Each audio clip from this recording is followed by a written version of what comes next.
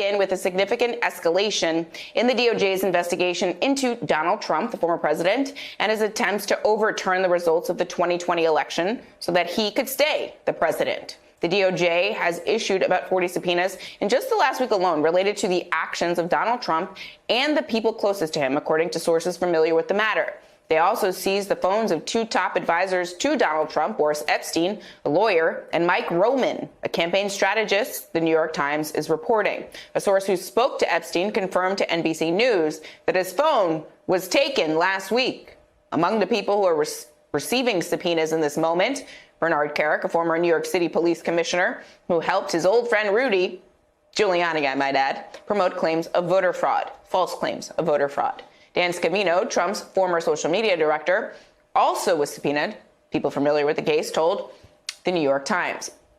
To date, the DOJ has already arrested over 800 different people involved or connected to the attack on the Capitol and the insurrection on January the 6th. But this wave of subpoenas to Trump's allies suggests that they're focusing now on people at the top of the pyramid chain, the planners, the leaders, seeming to be going beyond the investigations up to date of the people who simply stormed the Capitol itself. And it does make you wonder if the federal probe may have been one of the topics that Trump and a group of other men were discussing here on his golf course in Virginia. Of course, we have no idea what they were talking about in this video, which was taken from really, really far away and well out of earshot. But as somebody who is the daughter of a dad who has a handicap of 3, who plays golf literally every single day of the week, I have never once seen him standing around a golf course with 10 other people where no one is holding any golf equipment at all. Like, it's just very strange to see this. Here to break it all down, though, in the legal context, Asher Ben Gappa, unless she's an expert on golf as well, former FBI special agent, also Carol Lamb, a former U.S. attorney and an MSNBC legal analyst. Asha, I'll start with you. What does this wave of subpoenas to Trump allies tell you about the DOJ's investigation into the insurrection, or even the idea that Donald Trump was attempting to overturn the election more broadly? Yes, Erlina. So I think that this wave of subpoenas is building on the grand jury testimony that DOJ got several weeks ago, or a little over a month ago, from two lawyers close to Trump, Patrick Philbin and Patrick Cipollone. And, you know, it's getting to the inner circle around Trump in terms of what was going on with this fake elector scheme, this and the legal blueprint behind that fake elector scheme. What was especially notable to me was the seizure of the two phones that you mentioned. A seizure happens much farther into an investigation than the subpoena. So that tells me that there are portions of this investigation that have proceeded to a point where the Department of Justice has probable cause to convince a judge that there will be evidence of a crime on the phones that have been seized. And getting to these communications that may be on these phones is really critical to establishing conspiracy, because conspiracy is all about an agreement to commit a crime. So you really need to know what these people were communicating and talking about, what they were agreeing on. The only other thing I'll add is that it looks like DOJ has also requested some of the recipients of these subpoenas to turn over documents that they provided to the House committee. And that tells me that the Department of Justice is largely following a blueprint that's been laid out for them by the January 6th committee. In other words, they have a lot of leads from the testimony that we've heard so far publicly. And Carol, as Asha just mentioned, the seizure of the phones definitely stood out to me as well. I was like, interesting. And again, they're not the only folks close to Trump who have had their phones seized by a legal search warrant. There have been others previously, and now the latest are Boris Epshteyn and Mike Roman. Why do you think that's significant? Do you agree with Asha that this is a significant development? And what are some of the federal statutes that you're thinking of when you're looking at this set of facts as we know them as the DOJ continues this investigation?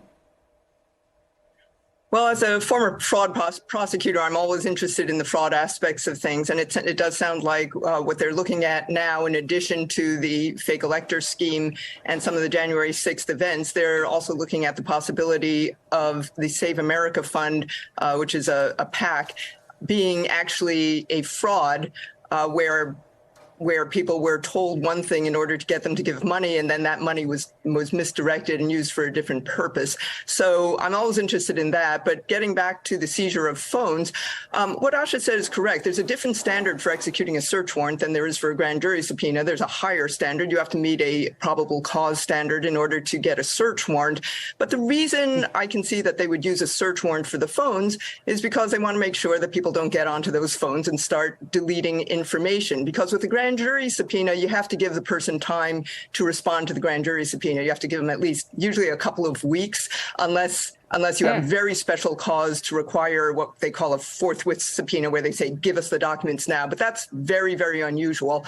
But with a search warrant, you just go in and you get the item immediately. And it sounds like they had some sort of agreement with the attorney that phone would be turned over, those phones would be turned over immediately. So that's why you would use a search warrant in that context. And it does sound like they probably, as Asha mentioned, they probably got some information that text or WhatsApp or some other kind of communication was being used on those phones where there might be a record of the communication. And Asha, one of the things I've been thinking about the last couple of weeks related to what Carol just explained there is that, fraud is something that has come up recently. Also, financial crimes, or even the documents case that we've been talking about for the past couple of weeks. But it still feels like there should be something we can charge people with related to the attack on the actual Capitol, right? I mentioned in the intro, there are 800 individuals who have been charged with crimes because they stormed into the Capitol and did violent things. They committed acts of violence. And in many cases, they're charged with like illegally trespassing and other things related to the attack on the Capitol. Why is the DOJ looking into all of these other things and seemingly, at least from the outside, not looking at that thread that connects Donald Trump to the actual violence we saw on January 6th? Or maybe I'm overthinking. Yeah, I wouldn't discount that they are looking at the connection between Trump or his inner circle into the violence. The problem there, Zerlina, is that the crimes that would actually implicate that you would need to charge, Trump or his inner circle with, things like seditious conspiracy, require a very direct connection between the individual and the use of force. So, in other words, you would have to show that Trump, that Mark Meadows, that these people agreed on, that they planned for this violence to happen. And I'm not saying that can't be proven, but it's a much more difficult link to create a case on and then to prove that case beyond a reasonable doubt.